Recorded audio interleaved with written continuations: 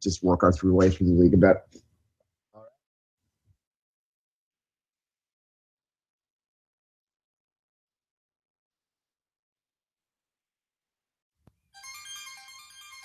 You are listening to SPN, the Sports Podcasting Network.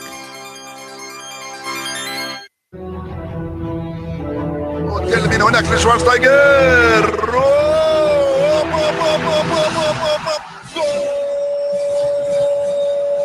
va a pegarle Ronaldinho Gaucho. Ya lo hace, pierna derecha, directo al arco. ¡Golazo! ¡Golazo! ¡Golazo!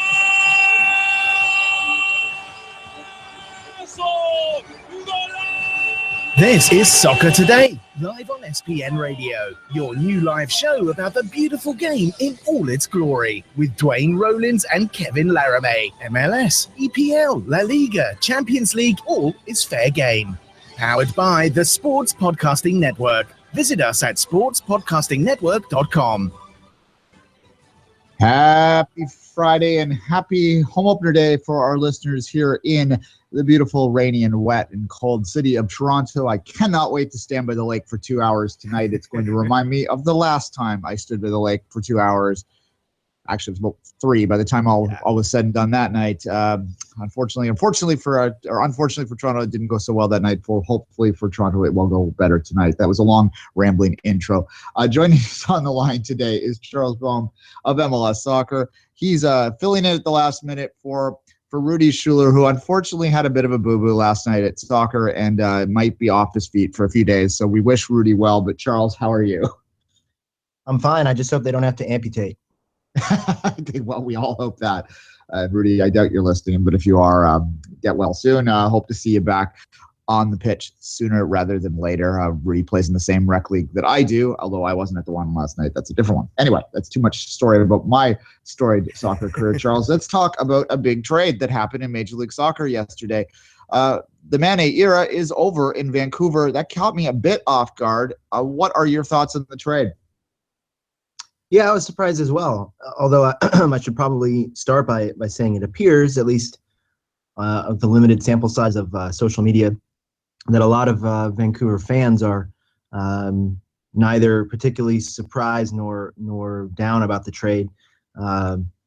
Feel like he peaked at some point in the last year or so, and I think it's a little harsh in the sense that Kakuta was hurt down the stretch, missed basically the second half of 2016 with an injury.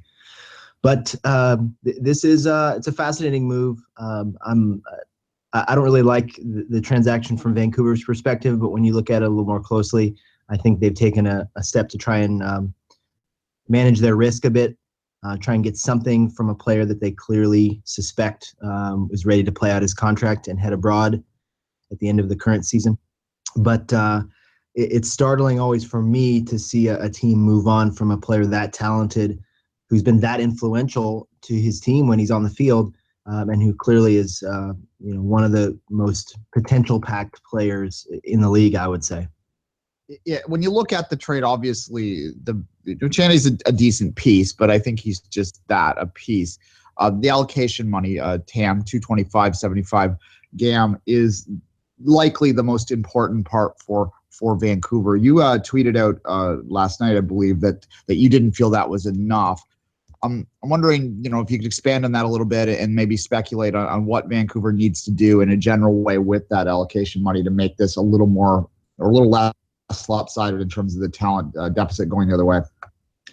Yeah, well, the Whitecaps seem to be, in the last year or two or three, have been in this strange position where maybe they've got a full-size blanket on a queen-size bed. They can't quite seem to get everything covered at the same time. We were looking at a dearth of attacking options, game-breaking goal scorers and goal creators not that long ago. Now it seems they feel they need to shore up the midsection and get a ball-winning box-to-box player like Chani in. I'm beginning to wonder a bit. I've been drinking the Carl Robinson Kool-Aid for some time.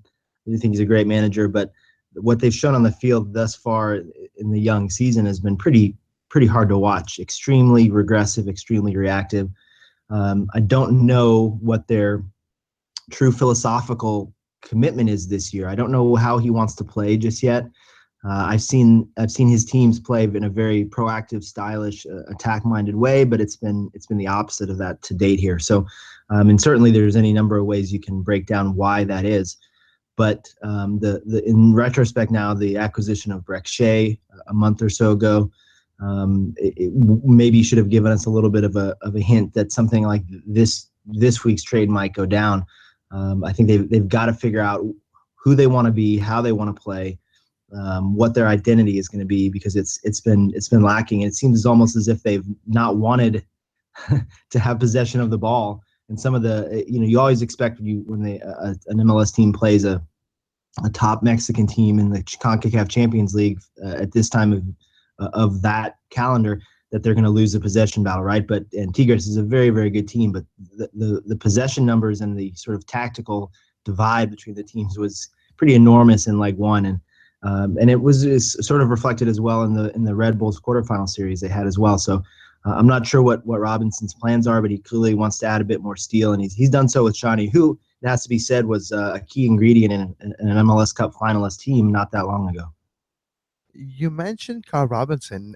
In the press release, his statement was, "We got a player that is coming, a box-to-box player to reassure our midfield," which indicates to a need that was identified 4 weeks into the season, which led to us to roster management and identity of play and identity of roster building. But isn't it a bit reactionary? Doesn't say a lot about a team when 4 weeks in, they already feel they have to reassure a part of their roster. Did Vancouver approach 2017 in a right way? It's a great question. And I don't know, and I don't see a lot of signs of clarity here. This trade is foreboding in for a couple of their key players. For example, Chana and Laba. Why is Chani needed to do a job that's somewhat distinct, I guess, from what Matias Laba does. But they're going to need someone to hold, I would imagine, and guard the back line. And I'm guessing he wants someone to go out and hunt in the midfield and destroy. But what about Canadian Soccer Jesus? Where does Russell Tybert fit into this?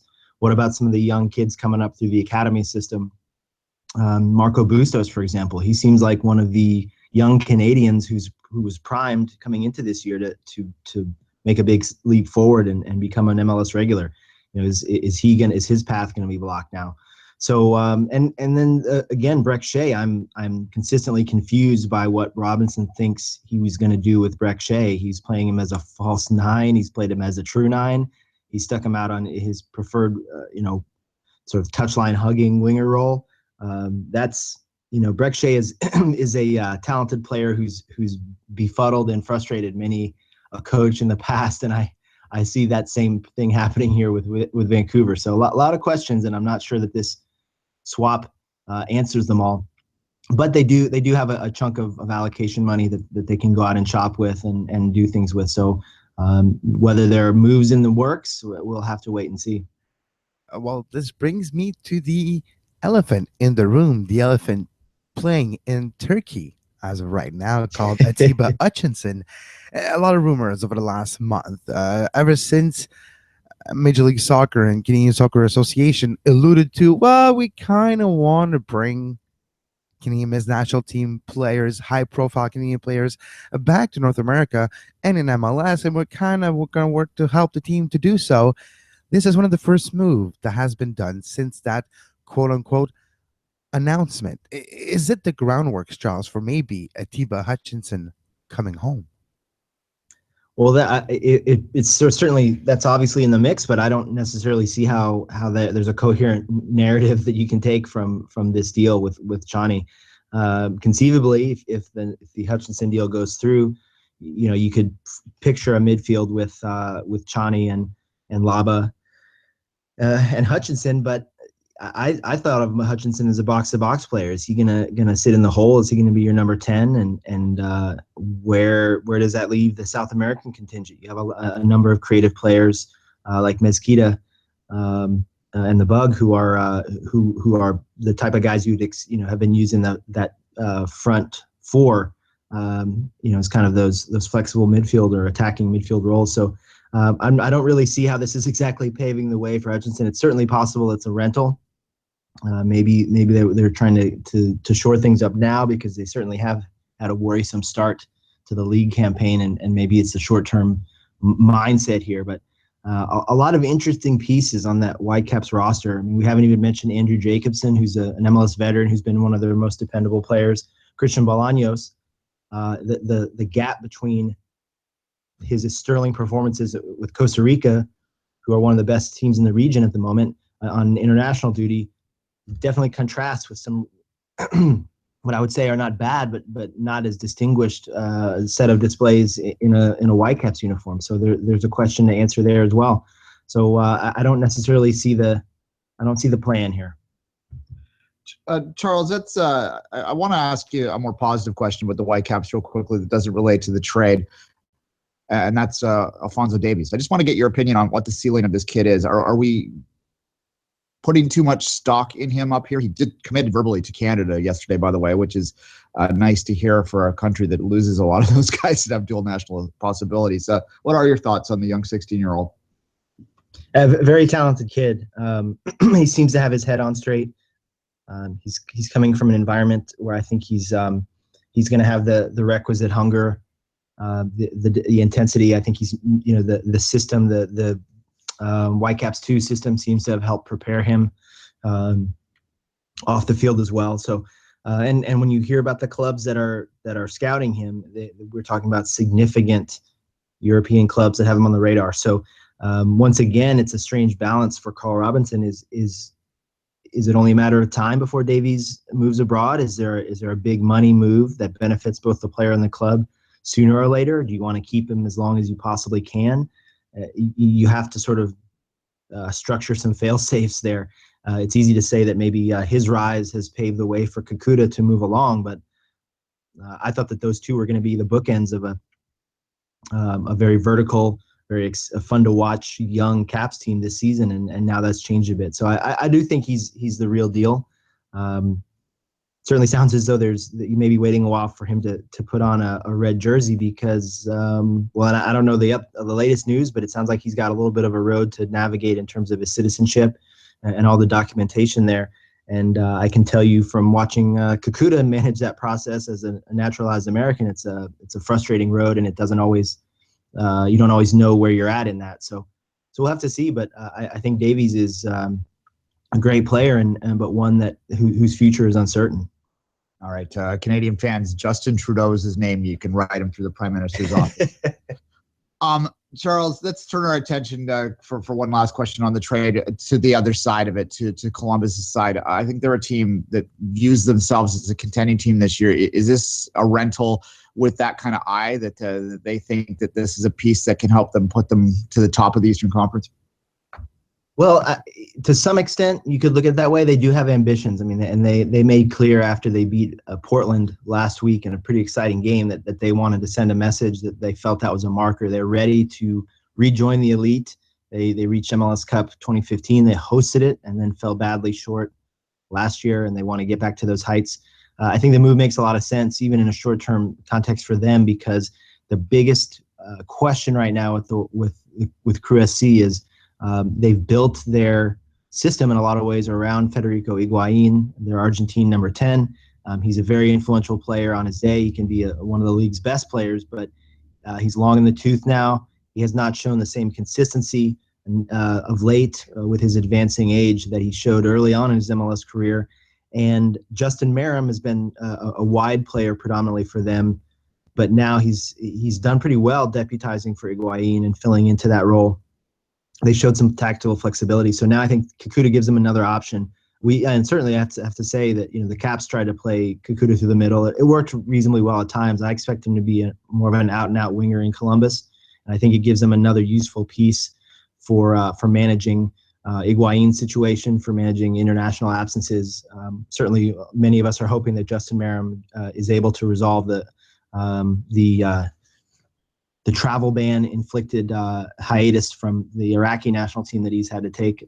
So if he gets back into the fold there, then he may be missing matches down the stretch. And And I would guess that they'll try and convince Kakuta that he has a future in Columbus and maybe stick around another year or two. I think, again, it's similar to Davies. Kakuta wants to go abroad. I think he's got the talent to make it in one of Europe's big leagues.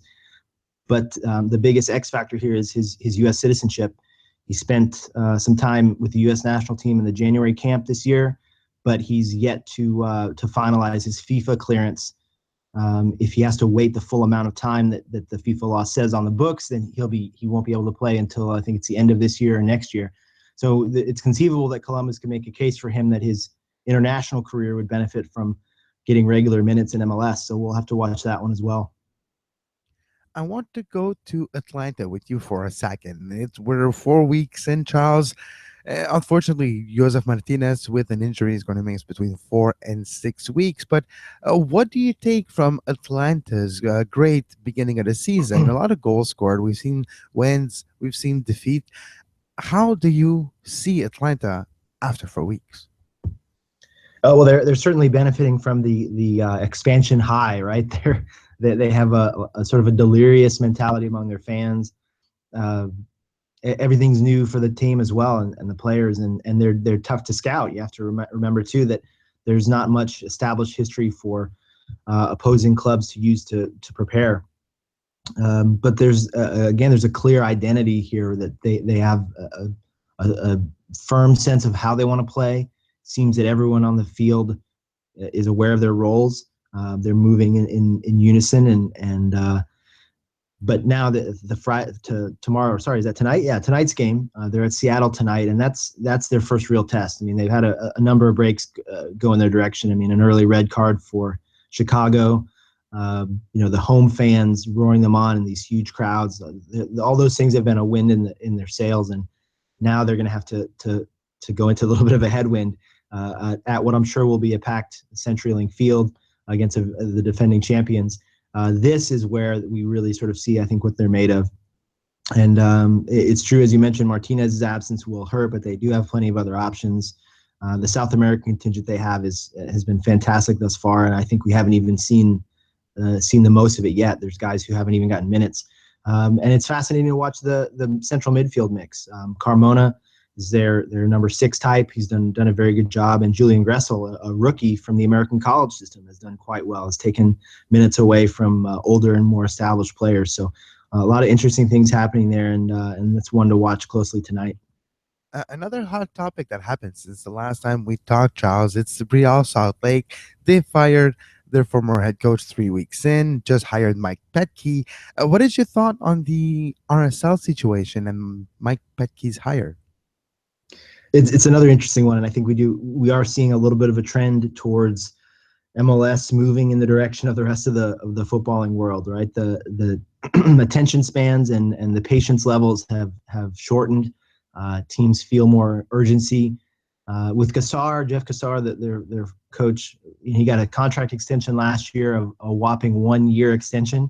I think that turned a lot of heads around the league. It was a clear sign that he was on a short leash. And then there was another one. I can't remember what time of year it was last year. Sometime around the close of the year for RSL, a reporter in one of their last availabilities asked Kyle Beckerman what he thought of Cassar and if he thought Cassar should return. And in trying to dodge the question, Beckerman managed to suggest or to make clear that he basically refused to answer it, said it wasn't his decision. And that showed, I think, there were some issues there. There was maybe not entirely full confidence in the coach among the players, and now we see among management as well. So Mike Petke's interesting situation with him. Kind of got hard done by at the club where he spent most of his adult life, the Red Bulls. Was making a fresh start in RSL, and now he finds himself promoted from the USL side up to the MLS job, well ahead of any schedule that anybody could have envisioned. But we'll see. He has questions to answer himself. This is a team that's really labored to switch from the Jason Kreis Diamond 4-4-2 of the past to a little bit more of a opportunistic 4-2-3-1, 4-3-3 type team. It's been a little bit of a rough ride in that sense. They don't quite know who they are, and they need to figure out how they're going to create chances, how they're going to play, how they're going to win games. But Petke certainly is it's going to be a great narrative to see how he handles these challenges in his fresh start. Okay, I feel guilty every time I ask this question, but you cannot ignore what is happening in Minnesota right now. When yeah, I mean, I don't even know how to phrase this. Basically, I mean, I'm worst team in MLS history is starting to come to mind, and we're only a month into this season. No one has allowed goals in this way before. I've been around long enough to have watched Chivas' worst teams. I watched TFC for 10 years. First place, or first-hand TFC. I know what bad teams look like. This team is like baffling. How do you fix them? Can you fix them? How bad is this team right now? Yeah, it's a really tough spot because I think they've done their best to emphasize that they have a long view here, that they are okay with struggling to some extent this year. But when you struggle to this extent, you force your fans to ask tough questions. You put your fans in a sort of psychological state of mind that they don't deserve in what should be a happy year. Even if you're losing on the field, that year one is generally a year-long party, you know. And right now they're already into that sort of after hours nasty buzzkill kind of mode in the party, which is way too soon. It's not even April yet. So and the real issue is that Adrian Heath, their coach, does not have a reputation as a defensive master. This is a guy whose Orlando teams were open, were fun to watch, would continue to drop points as an expansion team of their own 2 years ago, because they had sort of a philosophical commitment to playing the right way. So I don't know that he necessarily has the chops. At least he hasn't shown us that he has the chops to lock down this defensive scenario. And it's not all him by any means. I mean, they made some really questionable moves. Their overseas acquisitions have been, some of them have just been awful. Demidov, I think, is the worst example. Maybe those guys catch up to this league. Maybe they get ahead of the curve at some point. But we'll have to see. You know, they have to look like they're doing something. And so I would certainly hope, if I was a Minnesota fan, that I see them come out in that 3-back, whether it's a 3-5-2 or maybe even a 3-6-1 sort of outlook, to get more bodies in the midfield, try and cover up those weaknesses in the back line, try some new people, if nothing else. And I'm sure they're making calls right now to try and explore deals within the league and maybe even summer transfer dealings, because they just need more capable and competent defenders to start with. It reminds me an awful lot of the Aaron Vinter TFC days in terms of the stuff and the decisions they're making. And I don't think that's a comparison that anyone in Minnesota should want to have made, Charles. But speaking of TFC, we'll end it with this one. It is their home opener tonight. Just in a general sense, we worry about the MLS Cup hangover, we call it. Have you seen that from them? Or do you think TFC is progressing to the point, or is looking to be once again a contending team based on the 4 games they played so far? I think so. You know, last year, I'm sure I know they have a lot of motivation that they're carrying into this year because of the heartbreaking way in which things ended last year, and that fire can push you through a season. And I think there's just so much institutional momentum now. The players, the stability in the technical staff, the resources and the mindset of everybody from top to bottom of that organization. I don't know that they'll allow too much backsliding. And that's another place where you could see, even as great a job as he's done, I could see Greg Vanny's seat getting very hot if things take a turn for the worst. But I don't think it will. I don't see many teams in the East that are more talented than they are. The big question for me is, does BMO really become a fortress? It certainly was in the postseason last year, but they dropped a fair number of points after that place opened up after the second wave of remodeling. I think I'm sure it's an internal goal for them is to become truly dominant, and I would think so. I mean, for example, tonight I think it's going to be, as you mentioned, a pretty unpleasant night. That's a benefit that they have. The home faithful, I mean, the crowd, the way that the home fans got behind that team down the stretch last year was really impressive. If they can maintain that in the regular season, which is very difficult by the nature of MLS, but if they can do anything like that and make BMO a place that people really dread visiting, the way that MLS teams traditionally dread visiting LA, and better comparison might be Seattle. I think that's the key for Toronto to keeping the heights. All right, Charles, real quickly, I lied. One more quick one. Let's go to the U.S. national team real quick. Based on the 4 points in the 2 games played there, are you satisfied they've done enough to turn the corner and get this thing done? Well, they've done enough so far, but I can't give them any more than a B or a B minus because the performance in Panama was really rough. Even Arena was a little bit reactive and slow to try and change things when they were getting outplayed in key moments in that game. They definitely rode their luck to get out of there with a point, but that is what you do in CONCACAF. And there's always so many, as I wrote this week for USsoccerplayers.com, there's always so many randomizing factors in CONCACAF. In this case, it was a rough pitch and a very, very lax referee. So, it's tough to take too many conclusions. I will say that we'll know a lot more about them after the next 2 hexagonal matches. They host Trinidad and Tobago, which should be an automatic 3 points, and then they visit Mexico at the mighty Azteca. That is the game, I think, which will serve as, to use the phrase again, a litmus test for Arena and his team. All right, Charles, you got any good thing going on you want to promote? The usual outlets, usual routine. Check me out on Twitter at CVOEHM, and we'll go from there. Thanks again, Charles. Thanks as always. Pleasure, gents.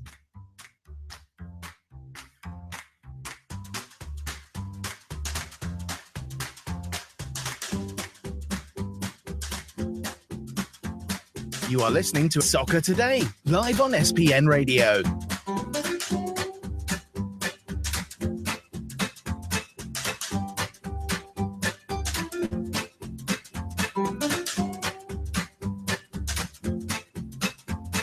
Visit sportspodcastingnetwork.com for more. Kevin, didn't say hi to you. How you doing? I'm doing pretty good. It's I'm healthy. It's still kind of winter. Can't wait for the real true spring to arrive here in Montreal and the Northeast. But apparently we're getting some snow later on today, and I'm not sure I can handle that. Yeah, there was snow here in the city last night. I was walking to the gym, and it was just absolutely miserable.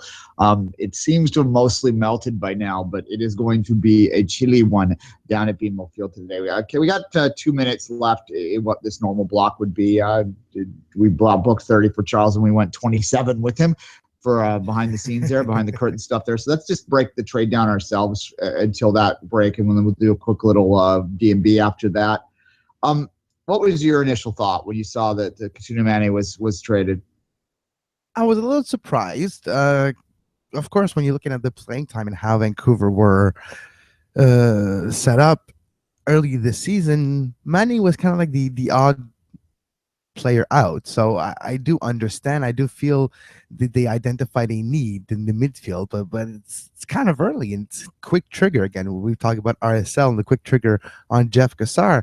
This is a quick trigger and a trade, first of all, that you don't see that often in MLS. So far this season, we have seen maybe more than, and it's all from Vancouver. We've seen more trade for actual players because we see Gam and Tam traded all the time. But anyways, during the season, you don't have that many trades, and so it's interesting at that point. And I think Charles mentioned a good point here where he said they felt like they were going to lose him anyways at the end of the season. So why not get a rental? But it turns out it's a rental for 30 games, though, at the Canadian Championship and who knows of a Champions League, too. It's a rental for almost a full season. So at least there's that positive if you're getting a return from a player that was going to leave your team anyways.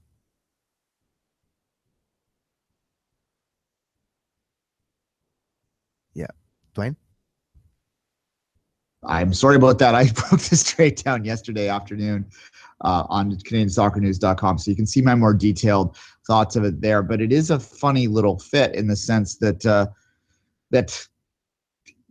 Vancouver is a team that when they were playing at their best likes to sort of get out and get on the trot. When you look back to their second place Western Conference finish 2 seasons ago, they were deadly on that counter. They were deadly with the speed out wide, and Mane was such a huge part of that. So to get rid of that, to bring a guy in, Cheney, who's a decent piece, as I said to Charles, but just that, he's just a piece. He's got some good passing ability. He can sort of spring the players down the wing a little bit, but you just lost one of your wing players. It's a funny little trade that way. The allocation, to me, that is the other piece. I don't know what they're going to do with it. You mentioned Atiba to Charles. I just don't see how Atiba fits with them right now, particularly other than to sort of give them a little bit more of a boost in the market. Although realistically, to the casual fans, does Atiba Hutchinson have much cachet? I don't know. It's not like Bastian Schweinsteiger, like a rival, right? Even though on the pitch it might be a better acquisition than a Bastian. The name is not as sexy. Don't get me wrong. For us, Atiba is sexy. But the name in the mainstream is not as sexy as a Schweinsteiger just because of the trophies you can put in Man United and Bayern Munich and those type of situations that are not as sexy as Besiktas. Well, exactly. Atiba, sexy Atiba. I think on that note, we'll take the quick break. We'll come back with some bits and bites.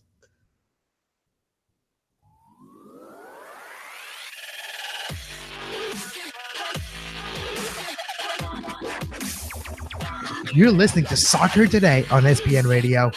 You can find the on-demand version of this very show on iTunes, Stitcher, Feedburner, Podbay Player, Podbean, anywhere you get your podcasts under the Sports Podcasting Network feed.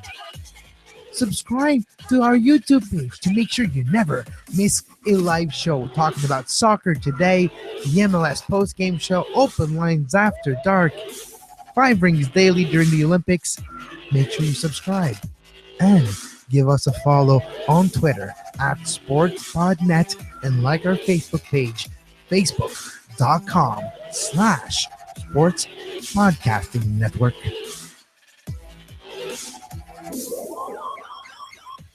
Thank you, Grant. It's Friday. Thank God for Grant. It's Kevin. Friday, and Duane, the international break is over. Tonight it starts. But what were you saying? Yeah, that's the more important one there, the international break done. Last night in Halifax, there was what I believe is the first public meeting to openly discuss the Canadian Premier League. There's no more speculation about this thing. It's absolutely 100% going. You can read a nice little recap of it on the Halifax Wanderers, which is the name of the supporter group that they've formed out there. That's at www.hfxwanderers.ca. You can find it on there. But I'm just going to go through a couple things here because there's a couple things that jumped out at this. Paul Byrne was there. He really stressed that this was going to be a league with fan-first sort of attitude, that they want to keep the ticket prices under $35 at a top end. That was something that jumped out. Talking about maybe a 50% being the quota or the amount of import to domestic, a 50-50 kind of split. That was something that came out as well. Not big shocking news, but it was confirmed without any sort of question that there will be a salary cap in this league.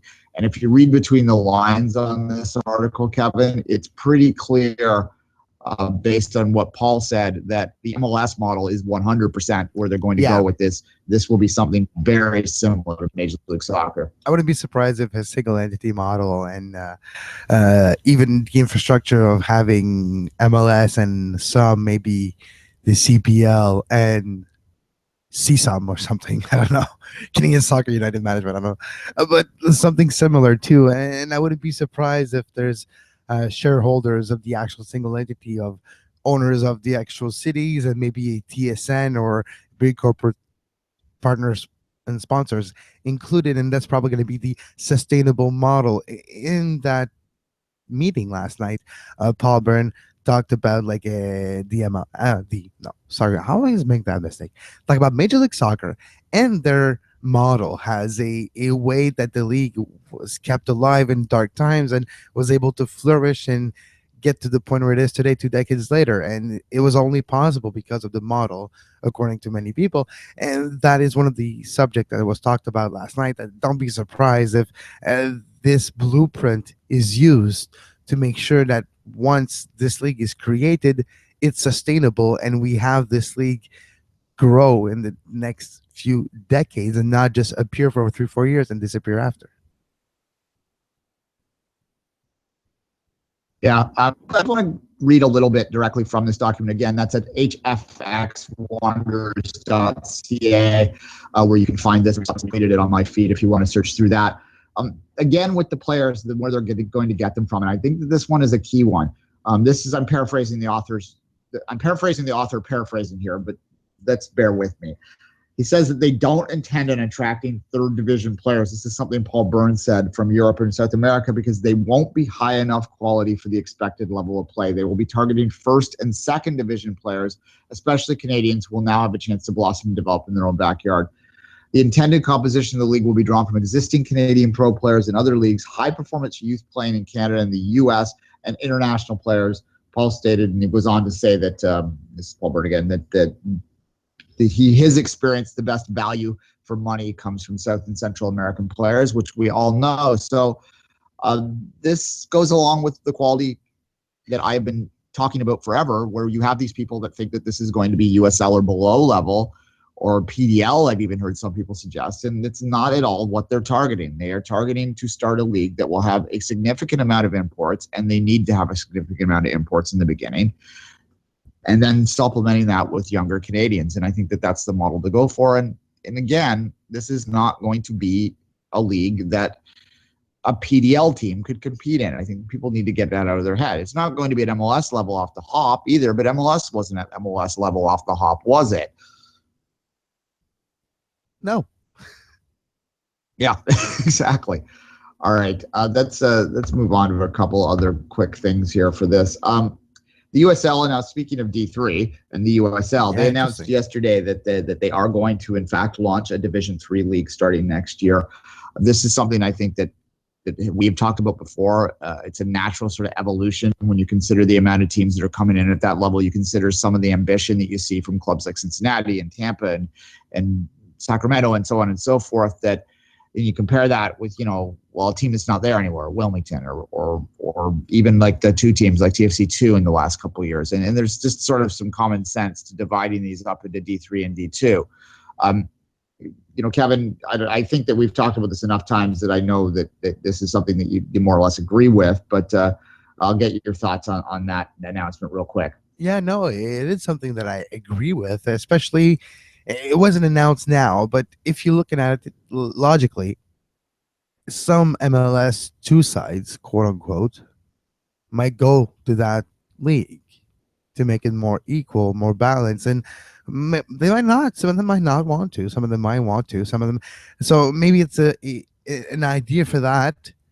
Maybe it's to lay the groundworks of next year if whatever the NASL situation happens. Remember, the sanctioning is on a temporary basis for this season only.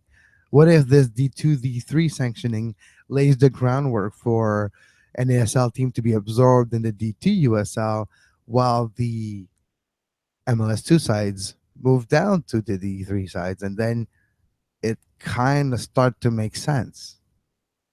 And as we've said before, not to bring up this, but I'm going to, there is a natural and logical way that you could look at USL having a D2 and a D3 side and find a way within the structure and the same league that teams could move between the levels, whether that would be an application process or whether that would be a promotion relegation process is up for debate. But that's the way it can happen. That's the way it can start in my mind.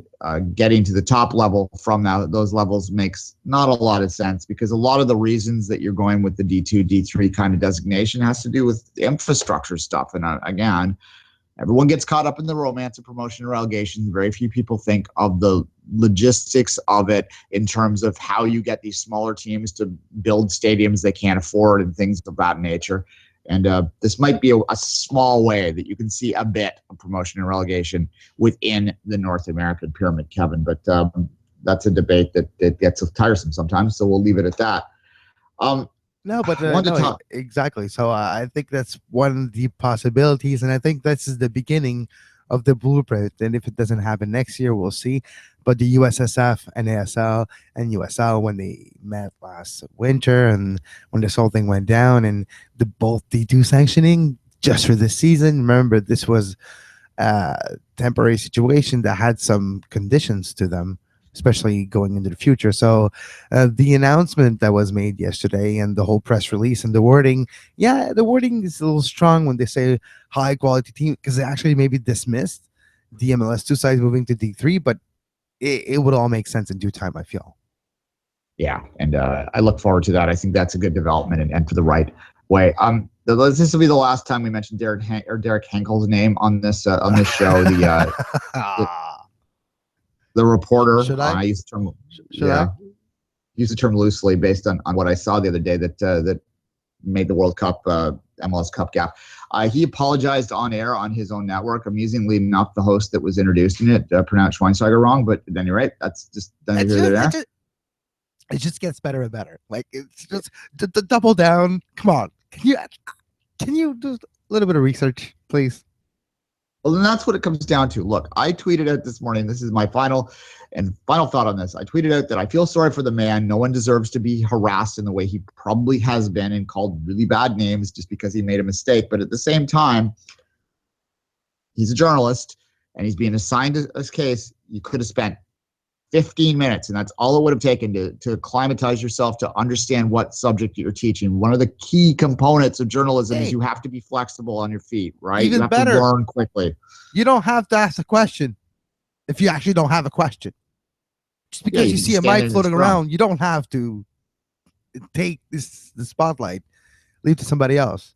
Well, and his question, I think having been in scrums, that the pressure he probably felt was that he needs to have his voice on there so that when, his editors or whatever are back home, they go, why are we sending him here? We could have just sent an intern to do that or whatever. There is a pressure to that, but you're right. I've stood in a scrum before and realized halfway through that there was no point in me asking anything because anything I want to ask was asked. And I had the sound that I needed.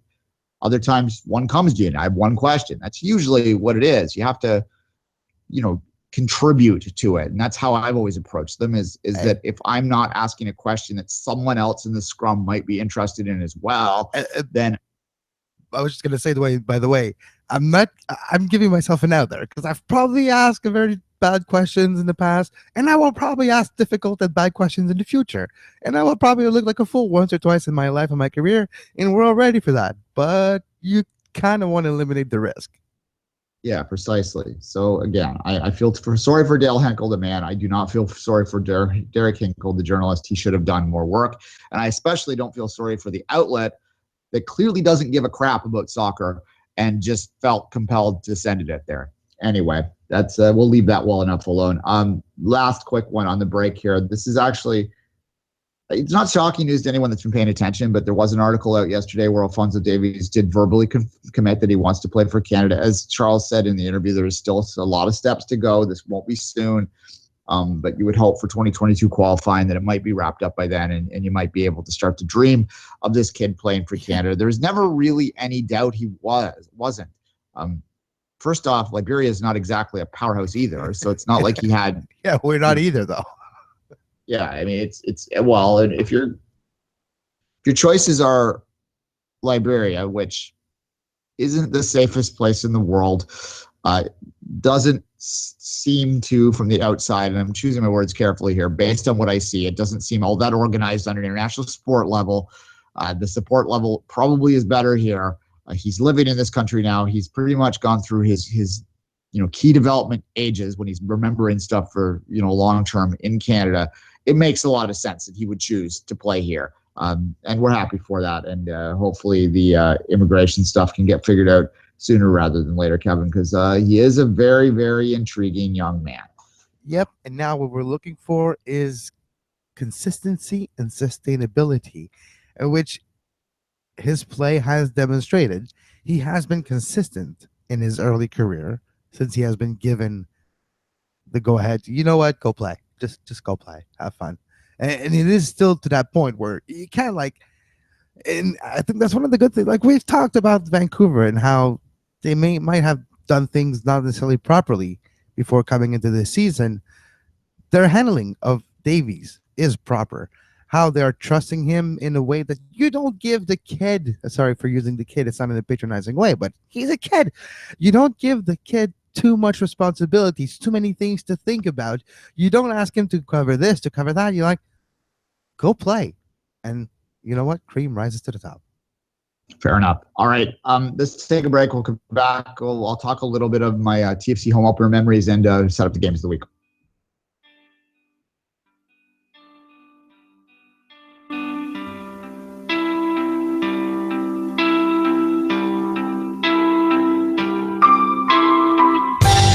You are listening to SPN Radio, powered by the Sports Podcasting Network. Visit sportspodcastingnetwork.com for more. You know what's irritating about this week, Kevin, is the way the MLS website sets up the schedule. I have to use 2 pages anyway.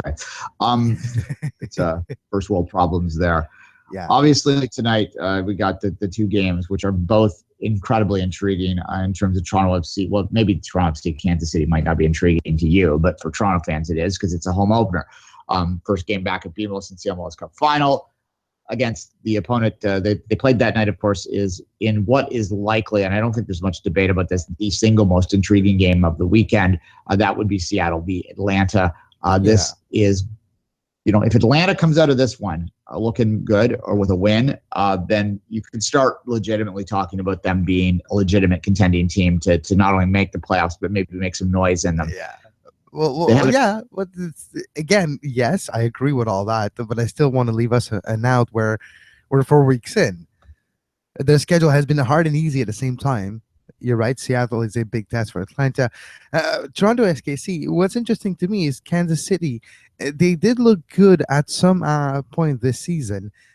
Expectations were kind of back, and I'm wondering how they can play against Toronto. Toronto at home is going to be celebration before the game for the Eastern Conference win, and those type of things are going to happen tonight. But for SKC, they feel like they can come in and spoil that party, and they feel they have a very decent roster in the Western Conference. But you mentioned TFC, the quote-unquote hangover, if it's there or not, before last week was winless. How do you feel about tonight at home with maybe difficult weather situation? I feel that Toronto FC, and I am been one of the voices out there that has most consistently been high on the fact that I believe that this is a Supporter Shield contending team, and a Supporter Shield contending team should win its home opener. I went through a process, and we'll talk a bit about this at the end of this, but I went through a process yesterday where I ranked all of TFC's home openers over the years, in some arbitrary level in my head. I was ranking them, but regardless, I was surprised, actually, thinking back on how actually the TFC actually has a winning record in their home openers. They generally get the win. They've never drawn one. That's interesting to me as well. However, for tonight, look, Kansas City hasn't been firing on all cylinders so far this year. They're not exactly a warm weather team, but they're probably not looking too much forward to what this conditions are going to be out there tonight, which, based on what I'm seeing and what I feel here, it's going to be a bit above zero in terms of your temperature, but I think your feels like temperature is going to be around freezing tonight. And there's going to be some light drizzle, so it could be pretty slick out there. TFC likes to move the ball around a lot. They like a fast field. They've been talking in all of their previews about how much the field will benefit them this evening. So it's going to be everything set up for them to do well in this game, and with the crowd behind them, and I think that the crowd will be big. Will be close to a sellout, if not sold out. The weather might hold a few people back because we are ultimately wimps here sometimes. You can make some jokes about calling the Army to shovel snow if you want, rest of Canada. However, nonetheless, I do think that the crowd will be pretty rocked and will be pretty rowdy too. So it should be a fun night out there. And I do fully anticipate that TFC will get the 3 points tonight because I do believe, again, that this is a title contending team. Kevin, let's move on to Montreal's game. Chicago. Yeah. Duane started to play? I don't believe he'll start. Might make a little journey on the pitch to say hi to the fans late in the game. That's possible. I would be surprised. He might start, though. Who knows? It's a new era in Chicago. There will be a response from the fans in the stadium, and you don't want to necessarily leave them high and dry. Toyota Park is going to feel like it hasn't felt in a long time tomorrow. Well, tomorrow, or it's Friday. So maybe he does make a substitution in at the 70th minute to at least contribute maybe to the game. That's possible. But he hadn't played in a long time. His last start was in January for Manchester United, and then he has been training with the reserves.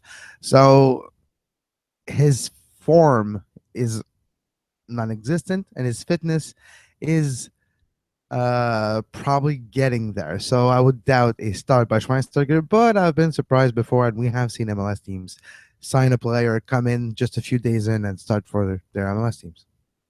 Yeah. I would not be shocked if he starts. I don't necessarily think that's the best choice because I don't know how good his fitness is right now. You would hope that the marketing department isn't making these decisions, but it would not surprise me at all. I'd be very curious to see what the crowd is as well there. Turning to Vancouver, they have a tough week ahead following the trade, following the instability that's happening right now. The Galaxy are in town on Saturday night, late 10 p.m. start there Eastern, and then, of course, the Tigres game on Wednesday. So it's going to be very interesting to see what kind of lineup Vancouver pulls out there in the Galaxy game. Their form in the league is done. I just wanted to add for Montreal, Duane, before we go too far. It's going to be a tough game for Montreal on the road. No Nacho Piatti. Patrice Bernier will be available, but hasn't trained in 10 days. And according to Mauro Biello, still feels something. So you miss those two players, and you have other questionable players. Laramee won't play. And Onyongo, he arrived late yesterday. Will he be training back with the whole situation when left in Brussels, which should be a movie? Left in Brussels with Jean-Claude Van Damme. It'd be an awesome movie. I would love to watch it. But Onyongo goes back with the team, but I doubt he's going to play. And you have the Laramee injury, so a makeshift backline for the Impact. No Piatti, probably no Bernier. It'll probably be a difficult game in Chicago. Fair enough. All right. I think kind of summed up what Vancouver is saying anyway. It's going to be difficult. It's going to be interesting to see what kind of squad rotation, if any, they do. Do they think they still have a chance against Tigres in the second leg, down 2 goals? Will that make them, with a quick turnaround to that CCL game? Will they decide to prioritize that? These are the questions that we're going to have to answer because, there's a form in the league has not been great, and the league is ultimately the bread and butter. So I would be a bit surprised if they go full rotation, but they might rest a couple players there. What else jumps out at you in the schedule this weekend, Kevin? NYCFC San Jose. I kind of grown to be fond of watching City at home, right? It's a travesty. It's not a soccer pitch. It's small, but guess what? It's kind of entertaining. It feels like kind of watching futsal.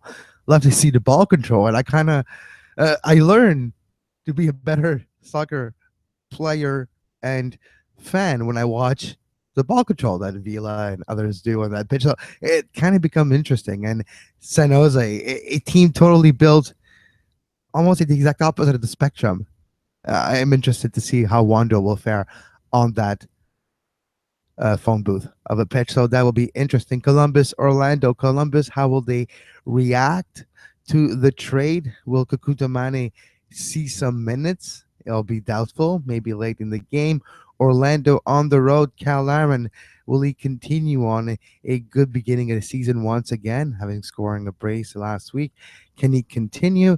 That will be those games that really jumped out of me. And Minnesota at home against Real Salt Lake. Is it a glorious debut for Mike Petke? And when I say glorious, can he continue the trend by scoring maybe 4 or 5 goals on Minnesota? Or Minnesota, do they turn things around and get their first win of the season? That is becoming must-see TV, Duane, watching Minnesota play because, well, either or, it's probably not going to be boring. Look, we don't like ourselves when we do it, but when we're driving in the highway and we see a car wreck, we generally turn our heads to look, right? And that's yeah, pretty much. We don't like to admit it, but we all watch those high-speed chases on TV and stuff like that. So yeah, you're right. Yeah, Minnesota United is a hot mess. Let's be blunt. RSL isn't much better. So this does represent, I think, if you look at Minnesota's schedule too, this does represent their best chance at a win or a result even in a while. So if they don't get this one tonight or to Saturday, I should say, then I am a little concerned for the possibility that they might go out and do something absurd like 1 point after 15 games or something like that. That one's a tough one. Lots of soccer action going on this weekend. Obviously, I'll be interested to watch Houston, New York. That's a good one too. Houston's been scoring a lot of goals. New York looks like they're not having their normal early season slump like they usually do, although they slipped up last time. But lots of fun stuff to watch, and I can't wait to get back watching it, Kevin. But what I'm most looking forward to right now, with 4 minutes left in this, is experiencing my 11th Toronto FC home opener. I have an article on CanadianSoccerNews.com. It's called the Big List. I'm calling it. It's going to be a regular feature where I rank things because people like lists. Kevin, do you know that? You know that about today's day and age? People like lists. It works really well on your phone. I think that's why, if you read it on your phone. You know what I hate, though? Those lists that you have to click the next button all the time.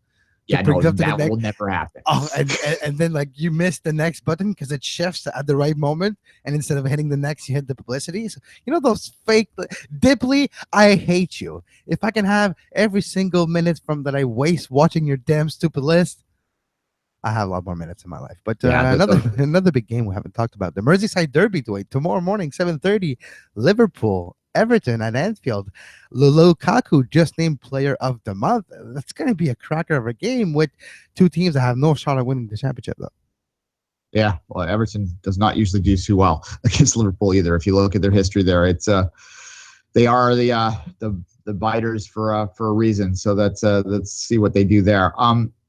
Getting all the Premier League, it's so funny because I'm so focused on the opener that I haven't even really wrapped my head around the Premier League season back, but also because City seems hopelessly locked into third, but nonetheless we'll watch that too and watch it with great interest.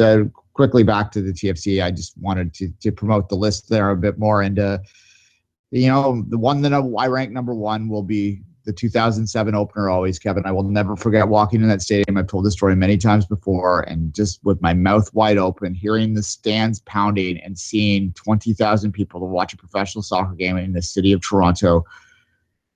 It still, to this day, gives me chills to remember that, because I didn't believe it would happen until I saw it. And then once I saw it happen, it was like 20 years, basically, where I had loved and tried to support soccer and made fun of supporting soccer and been the weird guy that picked up English newspapers 2 weeks later to find results that I couldn't get normally here.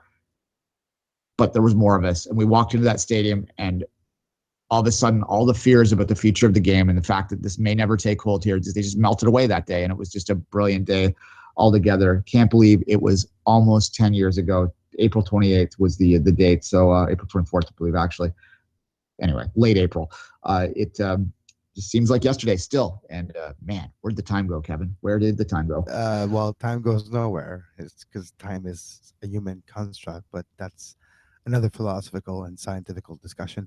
You speaking of a home opener, the Montreal second home opener, first game in Stade Saputo, is coming up April 15th against Atlanta, and that's why I'm going to keep an eye tonight as well after watching Toronto's home opener, Seattle and Atlanta, because Atlanta, like everybody else in North America, the Atlanta experiment is interesting, and to see how they play without Josef Martinez for the next 4 to 6 weeks, it'll be another experiment into the experiment, and that's very meta. Toronto FC fans will get a chance to watch Atlanta United firsthand. They're doing a 2-game Canadian road trip, basically, Atlanta is, on the 8th of April. I will be working that game, so I will try and get us some sound from the Atlanta room that night. Tonight, I don't know if I'll be working tonight. We'll see. All right, Kevin, on that note, I'll let you, as always, say bye. Sunday, MLS postgame show is back, 1 a.m. Give us a call live, 1-802-731-0131. And you can call at any time after your favorite game to give your thoughts, your opinion. Keep it clean, keep it short, but have some fun. 1-802-731-0131. Or give us a call live during the show, Sunday, 1 a.m. Eastern, 10 p.m. Pacific. Between Sunday and Monday, we'll give you the recap, the results of majority of the games, your call, and guess. Don't miss any shows we do here on the network by following at Soccer Today SPN, at 24th Minute for Duane, and at Kev Laramee for myself. And until Sunday, 1 a.m., well, have a great soccer. You were listening to SPN, the Sports Podcasting Network. Visit us, sportspodcastingnetwork.com.